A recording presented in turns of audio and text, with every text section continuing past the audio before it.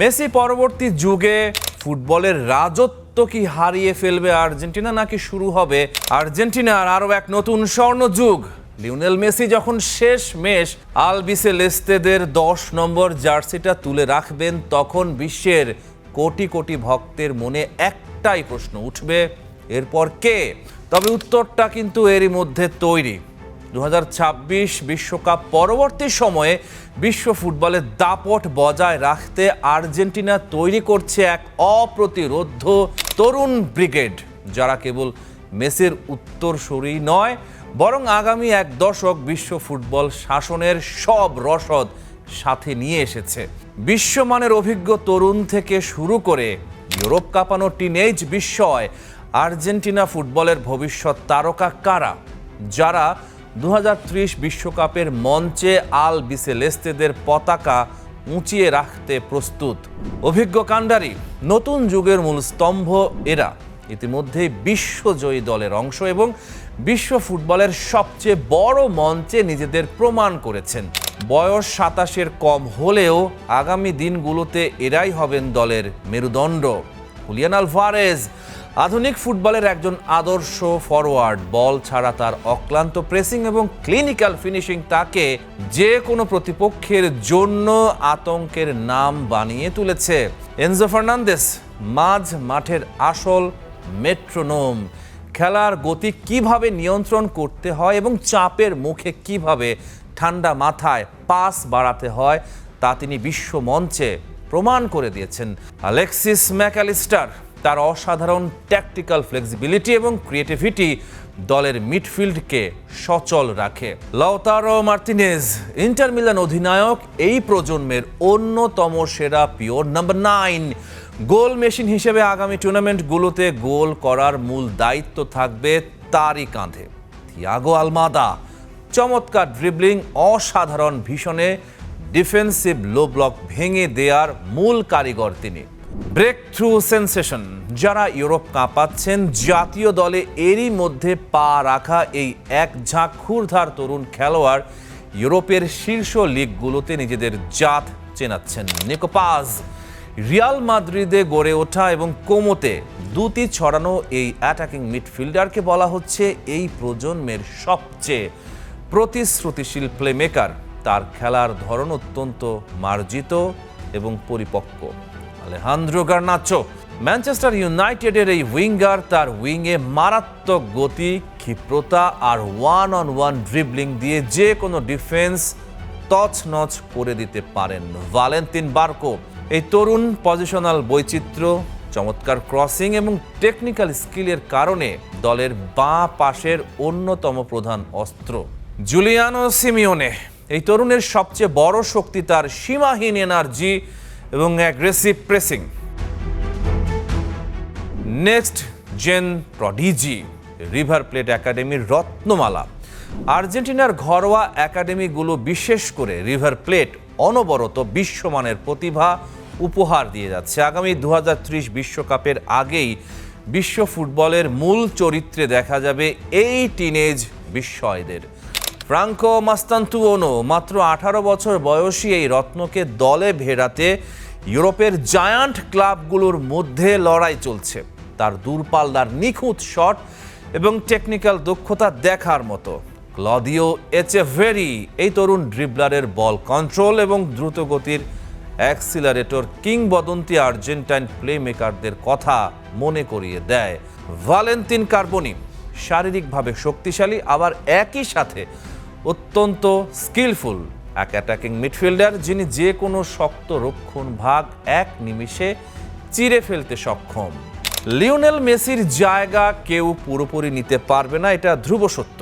কিন্তু আর্জেন্টিনার এই সিস্টেম গড়ে তুলছে এক সম্মিলিত বিশ্বজয়ী শক্তি। মিডফিল্ডের সুনির্দিষ্ট নিয়ন্ত্রণ থেকে শুরু করে উইংয়ের ধারালো আক্রমণ, সব পজিশনেই আর্জেন্টিনার হাতে আছে একের পর এক টেকসই বিকল্প। আর্জেন্টিনার ফুটবল এখন এক বিশাল সন্ধিক্ষণে। একটা গৌরবোজ্জ্বল সোনালী যুগের অবসান, এক অজানা ভবিষ্যতের ছায়া। 2026 বিশ্বকাপের ফাইনালে স্পেনের কাছে অতিরিক্ত সময়ের 1-0 গোলের হৃদয় বিদারক পরাজয়টা শুধু একটা ট্রফি হারানোর গল্প নয়, এটা হয়তো ফুটবলের সর্বকালের অন্যতম সেরা ফুটবলার লিওনেল মেসির জাদুকরী আন্তর্জাতিক ক্যারিয়ারের শেষ অধ্যায়। কিন্তু মাঠের কান্না আর গ্যালারির নীরবতার মাঝে সবচেয়ে বড় যে প্রশ্নটা এখন আর্জেন্টাইন ফ্যানদের তাড়া করে বেড়াচ্ছে, এখন কি হবে? মেসির পরবর্তী যুগে আর্জেন্টিনার ফুটবলের হাল ধরবে কে?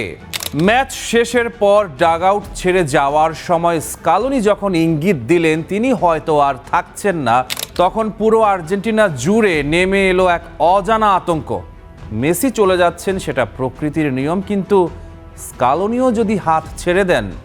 আর্জেন্টিনা ফুটবল অ্যাসোসিয়েশন খুব ভালো করেই জানে দল যখন এক বিশাল পরিবর্তনের মধ্য দিয়ে যাচ্ছে, তখন এই ঝোড়ো সমুদ্রে একমাত্র অভিজ্ঞ এবং ভরসার হাত হতে পারেন স্কালোনি।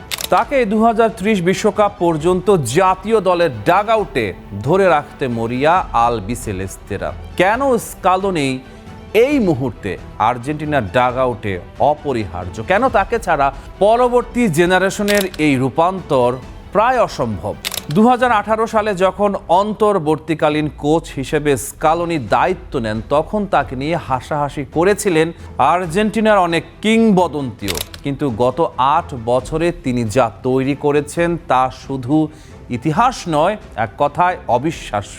আর্জেন্টিনার দীর্ঘ 28 বছরের ট্রফি খরা কাটিয়ে 2021 কোপা আমেরিকা জয়, 2022 ফিনালিসিমা, 2022 ফিফা বিশ্বকাপ এবং 2024 কোপা আমেরিকা, পরপর 4টা শিরোপা জয় করে তিনি নিজেকে আর্জেন্টিনার ফুটবল ইতিহাসের সবচেয়ে সফল কোচে পরিণত করেছেন। তার কাছে টুর্নামেন্টের ট্রফি জেতার স্পেশাল ব্লুপ্রিন্ট রয়েছে। একটা বিধ্বস্ত ভগ্ন হৃদয় দলকে কিভাবে বিশ্বজয়ী বানাতে হয় তা তার চেয়ে ভালো আর কে জানে। মেসিবিহীন আর্জেন্টিনা ভাবতেই ফুটবল প্রেমীদের গায়ে কাঁটা দেয়, কিন্তু নির্মম সত্য হলো এই বাস্তবতা খুব দ্রুত আসছে। মেসি যখন মাঠ ছাড়বেন তখন শুধু 10 নম্বর জার্সিটা খালি হবে না, খালি হবে দলের প্রধান কৌশলগত স্তম্ভটি। একটা পুরো ট্যাকটিক্যাল সিস্টেম ভেঙে নতুন করে গড়ে তুলতে হবে, যেখানে কোনো একক মহাতারকার ওপর নির্ভরতা থাকবে না। স্কালোনি সেই কোচ যিনি দলগত শক্তির উপর বিশ্বাস করেন। তিনি জানেন কিভাবে মেসির জাদু ছাড়াও প্রতিপক্ষকে গুঁড়িয়ে দেওয়ার মেকানিজম তৈরি করতে হয়। ব্যক্তিগত নির্ভরতা থেকে বের হয়ে একটা কার্যকর টিম ওয়ার্ক ভিত্তিক ট্যাকটিক্স দাঁড় করানোর জন্য স্কালোনির চেয়ে নিখুঁত আর কেউ হতে পারে না। স্কালোনির সবচেয়ে বড় সাফল্য শুধু মেসিকে দিয়ে খেলানো নয়, বরং তরুণদের উপর নিঃশর্ত বিশ্বাস রাখা। Julian Alvarez, Enzo Fernandez, Alexis ম্যাকঅ্যালিস্টারদের মতো তরুণদের বিশ্ব মঞ্চে তুলে এনে তিনি দেখিয়েছিলেন নতুনদের হাত ধরে কিভাবে বড় মঞ্চ জয় করতে হয়। যদিও 2026 বিশ্বকাপে তিনি নিকো পাজ ও বার্কোর মতো তরুণদের ব্যবহার না করে সমালোচিত হয়েছেন। পাবলো আইমারের মতো তার শক্তিশালী ও অভিজ্ঞ ব্যাকরুম স্টাফ আর্জেন্টিনা ফুটবলের বয়স ভিত্তিক দলগুলোর সাথে গভীরভাবে যুক্ত। এর ফলে যুব একাডেমি থেকে উঠে আসা প্রতিভাবান খেলোয়াড়রা খুব সহজেই জাতীয় দলের মূল স্রোতে মিশে যেতে পারে। এই রুটিন এবং পাইপলাইন এরই মধ্যে তৈরি করা আছে, আর স্কালোনি সেই সেতু যা তরুণদের আলবিসেলেস্তে জার্সিতে মানিয়ে নিতে সাহায্য করে। স্কালোনি আর্জেন্টিনার ড্রেসিং রুমে তৈরি করেছেন এক অদৃশ্য বাঁধন। তার অধীনে দলটা শুধু ফুটবলারের সমাহার নয়, একদল যোদ্ধার পরিবার যারা একে অপরের জন্যে মাঠে প্রাণ দিতে প্রস্তুত। গত 8 বছরে এই দলের মধ্যে যে পারিবারিক আবহ এবং একতা তৈরি হয়েছে, স্কালোনি সরে দাঁড়ালে তা তাসের ঘরের মতো ভেঙে পড়ার ঝুঁকি থেকে যায়। নতুন কোচ এলে সেই শৃঙ্খলা ও বিশ্বাস ফেরাতে কয়েক বছর লেগে যেতে পারে, যা এই ট্রানজিশন পিরিয়ডে আর্জেন্টিনার জন্য আত্মঘাতী হবে। টানা 4টা বড় প্রতিযোগিতায় আর্জেন্টিনাকে ফাইনালে নিয়ে যাওয়া কোচদের বদল করার কোনো প্রয়োজন দেখেন না আর্জেন্টাইন লেজেন্ড হাভিয়ের জানেত্তি। সাবেক ডিফেন্ডার মনে করেন লিওনেল স্কালোনির কোচিং স্টাফের সবার দায়িত্বে থেকে যাওয়া উচিত। জানেত্রী বলেছেন, আশা করি স্কালোনি ও তার টেকনিক্যাল স্টাফের সব সদস্য থাকবে, কারণ জাতীয় দল নির্ভরযোগ্যদের হাতে আছে। আমরা বিশ্বের সেরা ফুটবলারকে সাথে নিয়ে গিয়েছিলাম, তবু আমাদের হারিয়ে দেয়া হলো। আর্জেন্টিনাকে ফাইনালে হারিয়ে দেয়া হয়েছে অভিযোগ দেশটার সাবেক ক্লাব ইন্ডিপেন্দিয়েন্তের সাবেক সভাপতি আন্দ্রেস দুকাতেনজেইলারের। আর্জেন্টিনা ও স্পেনের মধ্যকার বিশ্বকাপ ফাইনালের আগে অধিনায়ক লিও মেসি তার সহ খেলোয়াড়দের এমন কিছু কথায় উৎসাহিত করেছিলেন যা সামাজিক যোগাযোগ মাধ্যমের ব্যবহারকারীদের বেশ নজর কেড়েছে। মেসি তার সতীর্থদের স্পষ্ট বলছিলেন, সবকিছু ভুলে যাও এবং স্রেফ খেলতে নামো। সোশ্যাল মিডিয়া এবং কিছু ক্রীড়া সাংবাদিকের মধ্যে মেসির এই কথাগুলো ভিন্ন অর্থ তৈরি করে। তারা প্রশ্ন তোলেন, মেসির এই বক্তব্যের পেছনে অন্য কোনো কারণ ছিল কিনা। যে আর্জেন্টিনা পুরো টুর্নামেন্টে একের পর এক ম্যাচে ঘুরে দাঁড়িয়েছিল, সেই দলটাই ম্যাচের অতিরিক্ত সময়ের শেষ মুহূর্ত পর্যন্ত প্রতিপক্ষের পেনাল্টি বক্সে কোনো আক্রমণ করতে পারেনি। এই বিষয়টা সেই জল্পনাকে উস্কে দেয় যে দলটা হয়তো কোনো বাহ্যিক চাপের কারণে স্বাভাবিক খেলা খেলতে পারেনি। আন্দ্রেস দুকা বলছেন, আর্জেন্টিনা মাঠে কি করছিল জানেন? স্রেফ প্রতিপক্ষের প্রথম গোল খাওয়ার জন্য অপেক্ষা করছিল। মাঝ মাঠ পার হচ্ছিল না, পাস পাচ্ছিল না, এমনকি বল চাওয়ারও সাহস দেখাচ্ছিল না। আর লাউতারো খেলেননি, এটা কোনো কৌশল ছিল না, এটা ছিল বাইরের কোনো অদৃশ্য চাপ। যে ছেলেটা ইংল্যান্ডের বিপক্ষে হেডে গোল করেছিল তাকে খেলতে দেয়া হয়নি, যে গোলটা মারাদোনার হ্যান্ড অফ গড বা শতাব্দীর সেরা গোলের মতোই তাৎপর্যপূর্ণ ছিল। ফাইনালে তাকে খেলতেই দেয়া হয়নি, যে ছেলেটা ইংল্যান্ড এবং মিশরের বিপক্ষে জিতিয়েছিল।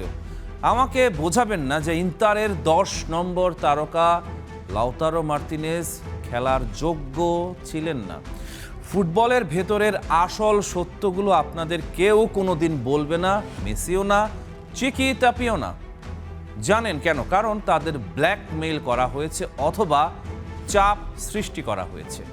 আর্জেন্টিনাকে ঠিক সেভাবেই কোণঠাসা করা হয়েছিল যেমনটা মালভিনাস ইস্যুতে করা হয়, যেমনটা দেশের প্রাকৃতিক সম্পদ নিয়ে করা হয়। আর্জেন্টিনা জাতীয় দলকে বিক্রি করে দেয়া হয়েছে, তবে তা চিকি তাপিয়া, স্কালোনি কিংবা খেলোয়াড়েরা বিক্রি করেনি। কারণ আমরা মালভিনাস আর্জেন্টিনা ব্যানার তুলে ধরেছিলাম, তা ধরেছিল দুজন সাধারণ আর্জেন্টাইন তরুণ, যারা ফুটবলার না হলে হয়তো মালভিনাসের সীমান্তে নিজেদের জীবন বিসর্জন দিত। দুকা বলেছেন, আজ এমন কি ঘটনা ঘটেছিল যা আমরা সাধারণ দর্শকেরা কখনোই জানতে পারবো না। আপনারা কি এমন কোনো ফাইনাল ম্যাচের কথা বলতে পারবেন যেখানে ইনজুরির কারণে দলের 4, 2 এবং 6 নম্বর জার্সির খেলোয়াড়দের তুলে নিতে হয়?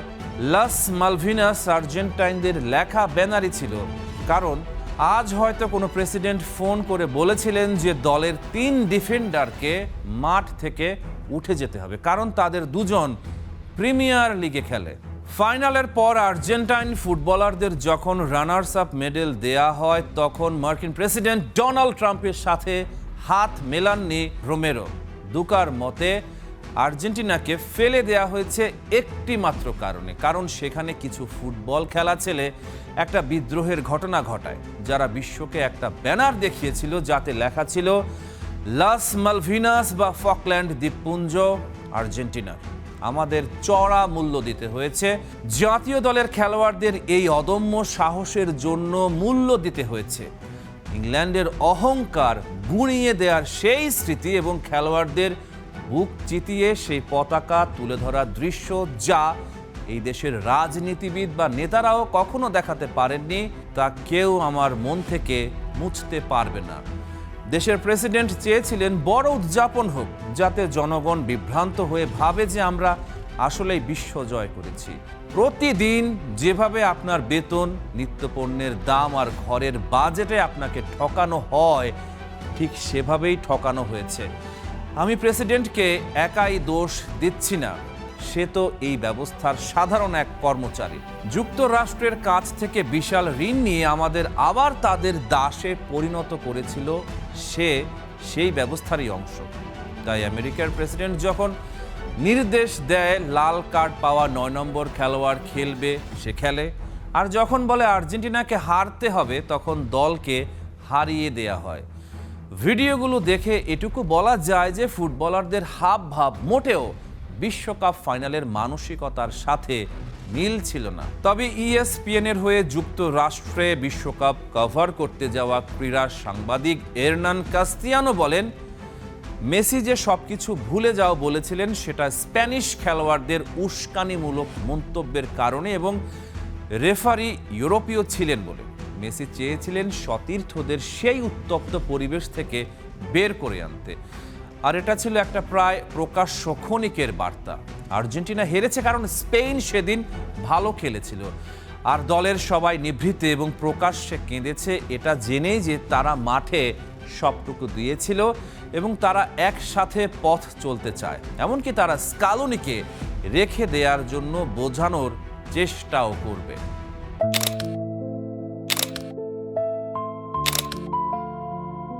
ক্যামেরার লেন্স জুম ইন করছে লিওনেল মেসির মুখের ওপর। মাঠে একা বসে আছেন তিনি, বুট আর শিন গার্ড জোড়া পাশে খোলা, চোখে এক রাশ শূন্যতা। ব্যাকগ্রাউন্ডে স্প্যানিশ খেলোয়াড়দের উল্লাস। মহাকাব্যের শেষটা সবসময় এমন ট্র্যাজিকই হতে হয়। মেসির চোখের ওই এক ফোঁটা জল শুধু মেট লাইফের রুক্ষ মাটিকেই ভেজায়নি, সে জল গড়িয়েছে আটলান্টিক পেরিয়ে, ছুঁয়েছে পৃথিবীর হৃদয়। বুয়েনোস এইরেসের প্রতিটা স্পন্দনে স্তব্ধ কান্নার সুর। রিও দে জেনেইরোর কোপাকাবানায় ঢেউগুলো আছড়ে পড়ে দীর্ঘ শ্বাস হয়ে। বেইজিং এর প্রাচীর ছুঁয়ে সেই শোকের হাওয়া এসে ভিড় করে ঢাকার নির্ঘুম ব্যথাতুর রাজপথে।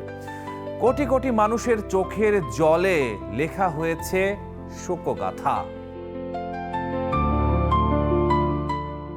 অগণিত মানুষের হৃদয় বলে ওঠে পরাজয়ের এই যন্ত্রণাতেও তুমিই আমাদের একমাত্র রূপকথা, কান্নাতেও তুমি আমাদের অবিসংবাদিত নায়ক।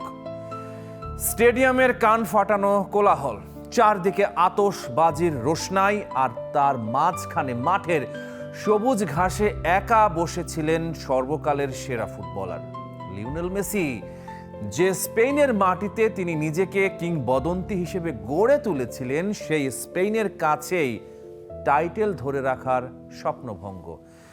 পেলের ব্রাজিলের পর টানা দ্বিতীয়বারের মতো বিশ্বকাপ জয়ের যে ঐতিহাসিক মিশন নিয়ে আর্জেন্টিনা এসেছিল তা থমকে গেল অতিরিক্ত সময়ের শেষ মুহূর্তের এক নির্মম আঘাতে। ফেরান তোরেসের সেই একটা গোল যেন স্তব্ধ করে দিল আর্জেন্টিনাকে। কিন্তু প্রশ্ন হলো, এখানেই কি শেষ? এই হৃদয় বিদারক পরাজয়ের পর ঠিক কি অপেক্ষা করছে লিওনেল মেসি এবং আর্জেন্টিনার ফুটবলের জন্য? ফাইনালের পরিসংখ্যানটার দিকে তাকালে এখনো বুকটা কেঁপে ওঠে যে কোনো আর্জেন্টাইন ফ্যানের। পুরো ম্যাচে স্পেনের অন টার্গেট শট ছিল 12টা আর আর্জেন্টিনার 0। আর্জেন্টিনার মতো আক্রমণাত্মক দল স্পেনের জমাট ডিফেন্সের সামনে একটা শটও লক্ষ্যে রাখতে পারেনি। তবু আর্জেন্টিনা লড়েছে, তারা লড়েছে রক্তাক্ত যোদ্ধার মতো। ম্যাচের শেষ 30 মিনিট 10 জন নিয়ে খেলতে হয়েছে এনজো ফার্নান্দেজের লাল কার্ডের কারণে। আর গোল পোস্টের নিচে দাঁড়িয়ে ভাঙা আঙুল নিয়ে বিশ্বকাপের ইতিহাসে ফাইনাল ম্যাচের রেকর্ড 11টি সেভ করেছেন এমিলিয়ানো দিবু মার্তিনেজ। কিন্তু ফুটবল বিধাতা এবার স্পেনের অপরাজেয় যাত্রাকেই মুকুট পরাতে চেয়েছিলেন। 38 ম্যাচ ধরে অপরাজিত থাকা স্পেনের কাছেই শেষ পর্যন্ত ভাঙল আর্জেন্টিনার সাম্রাজ্য। ফাইনালে হয়তো মেসি নিজের সেরাটা দিতে পারেননি, কিন্তু এই পুরো টুর্নামেন্টে 39 বছর বয়সী জাদুকর যা করেছেন তা এক কথায় অবিশ্বাস্য। বয়সের নিয়মকে বুড়ো আঙুল দেখিয়ে 39 দিনে 8টা গোল এবং 4টা অ্যাসিস্ট করেছেন তিনি। কিলিয়ান এমবাপের চেয়ে মাত্র 2 গোল পিছিয়ে থেকে হাত ছাড়া করেছেন গোল্ডেন বুট। কিন্তু তাতে কি? পুরো টুর্নামেন্টে যখনই আর্জেন্টিনা বিপদে পড়েছে তখনই ত্রাণকর্তা হয়ে আবির্ভূত হয়েছেন মেসি। কিন্তু ফাইনালের মঞ্চে যখন জিয়ান্নি ইনফান্তিনো আর ডোনাল্ড ট্রাম্প মেসির গলায় রানার্স আপের রূপালী মেডেলটা পরিয়ে দিচ্ছিলেন, তখন মেসির চোখে ছিল জল। সেই সোনালী ট্রফিটার পাশ দিয়ে যখন তিনি হেঁটে যাচ্ছিলেন, তখন পুরো ফুটবল বিশ্ব যেন একটা দীর্ঘশ্বাস ফেলছিল। ম্যাচ শেষে কোচ লিওনেল স্কালোনি ড্রেসিং রুমে কান্নায় ভেঙে পড়েছিলেন। 2018 সাল থেকে যে দলটাকে তিনি নিজের হাতে গড়েছেন, 2021 ও 2024 সালের কোপা আমেরিকা এবং 2022 সালের বিশ্বকাপ জিতিয়েছেন, সেই সোনালী অধ্যায়ের কি এখানেই ইতি? 2026 সালের ডিসেম্বরেই শেষ হচ্ছে স্কালোনির চুক্তি। স্কালোনি স্পষ্ট বলেছেন, আবারও নতুন করে শূন্য থেকে শুরু করাটা ভীষণ কঠিন এবং যন্ত্রণাদায়ক, কিন্তু একই সাথে তিনি হুঙ্কার দিয়েছেন, এটাই ঘুরে দাঁড়ানোর সময়, আমাদের আবার রিসেট করতে হবে এবং নতুন করে শুরু করতে হবে। কিন্তু এরপর কি? লিওনেল মেসির আন্তর্জাতিক ক্যারিয়ার কি এখানেই শেষ? স্কালোনি বলেছেন, মেসি যতদিন চাইবেন ততদিন খেলবেন, কারণ তিনি সর্বকালের সেরা। তবে 39 বছর বয়সে এসে আরেকটা বিশ্বকাপের মঞ্চে মেসিকে দেখা যাবে কিনা তা কেবল সময়ই জানে।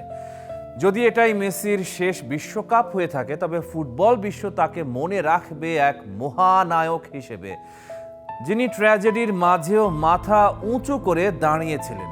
আর্জেন্টিনার জন্য এখন সবচেয়ে বড় চ্যালেঞ্জ হলো রিবুট করা। মেসি, দি মারিয়াদের পরবর্তী প্রজন্মের হাতে ব্যাটন তুলে দেওয়ার সময় চলে এসেছে।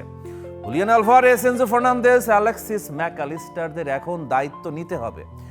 আর্জেন্টিনার ফুটবলের এখানেই শেষ নয়। তারা লড়তে জানে, তারা ভুগতে জানে এবং তারা ফিরে আসতে জানে।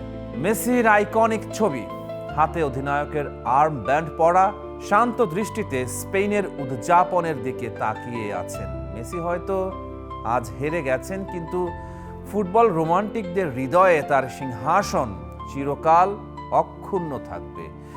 এই পরাজয় মেসির শ্রেষ্ঠত্বকে বিন্দু মাত্র কমাতে পারবে না। লিওনেল মেসিকে কি 2028 সালের কোপা আমেরিকায় আবারও আর্জেন্টিনার জার্সিতে দেখা যাবে, নাকি এটাই ছিল জাদুকরের শেষ আন্তর্জাতিক অ্যাসাইনমেন্ট?